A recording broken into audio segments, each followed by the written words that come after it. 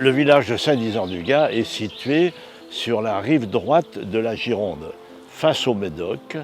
Et le vignoble bénéficie d'un terroir exceptionnel, avec un bel ensoleillement, très favorable à la vigne et qui donne des eaux de vie absolument sublimes. C'est un vignoble de 95 hectares. Nous disposons d'une palette de 11 variétés de raisins. Pour le cognac, nous avons évidemment de l'Uni Blanc, du Colombard, du Monty et le cépage mythique du cognac, la Folle Blanche, auquel on a ajouté récemment le Folignan. Alors pour les pinots, nous utilisons des cépages bordelais. Nous disposons pour les blancs des cépages Sauternes, Sémillon et Sauvignon. Et pour les pinots rouges, Cabernet Sauvignon, Cabernet Franc et Merlot.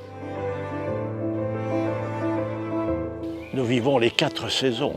L'hiver, pendant le repos végétatif de la vigne, nous procédons à la taille, à la recherche du bois fruitier. Ce sont des artistes, les tailleurs de vigne. Quand arrive le printemps, évidemment, il y a le débourrement, le développement de la vigne. Quand va arriver la fin du printemps, vous allez avoir la fleur de la vigne. Après la nouaison, les petites graines vont prendre la forme de petits pois. Après la fermeture de la grappe et la véraison, c'est le moment où le sucre commence à apparaître dans le raisin. Le choix de la cueillette du raisin, c'est un choix très important. Si on veut optimiser la qualité de la récolte, il faut faire le bon choix.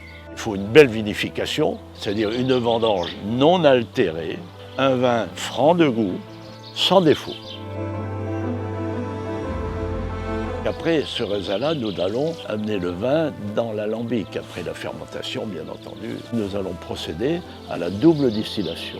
Nous allons d'abord distiller le vin, obtenir un premier distillat. Nous allons le repasser dans l'alambic et nous allons le distiller délicatement en éliminant les éthers, qu'on appelle des têtes, en ne prenant que le cœur et en éliminant les secondes et les queues. On ne prend qu'une partie. Il faut 10 litres de vin pour produire l'équivalent d'une bouteille de cognac de 70 centilitres. Plus on distille, et je crois, plus belles sont les eaux de vie qui sortent de l'alambic. À partir d'une belle eau de vie qui sort de l'alambic, il faut une barrique extraordinaire. Il faut du chêne. Et le chêne neuf va apporter une belle couleur ambrée. Nous prenons le cœur du chêne, c'est-à-dire le grain fin, pour ne pas altérer la très belle eau de vie, lui garder sa finesse, sa délicatesse, son élégance. On ne peut pas déposer les barriques n'importe où. Il ne faut pas des grosses variations de température. Il est important de passer les eaux de vie dans plusieurs chais parce qu'elles prennent la caractéristique, le goût du chai. Si le chai est frais, on aura un peu moins d'évaporation. Cette évaporation, on l'appelle ici dans les chais la part des anges. Et c'est la raison pour laquelle vous avez dû entendre parler des chais paradis. Vous avez l'évaporation, la part des anges. Les anges, ils sont dans le paradis, évidemment, avec le cognac. Dans le cognac, nous commençons au VSOP.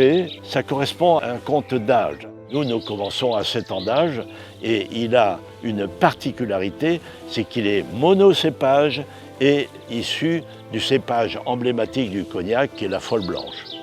Tous nos autres cognacs, à notre premier XO, plus de 10 ans et moins de 15 ans, et après le grand XO, plus de 20 ans et moins de 30 ans, plus les millésimés.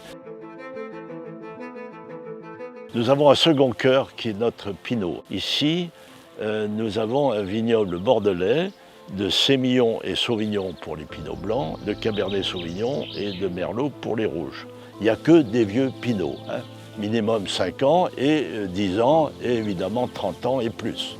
Nous les faisons vieillir dans des barriques blondes qui pendant une quinzaine d'années ont servi à la maturité du cognac.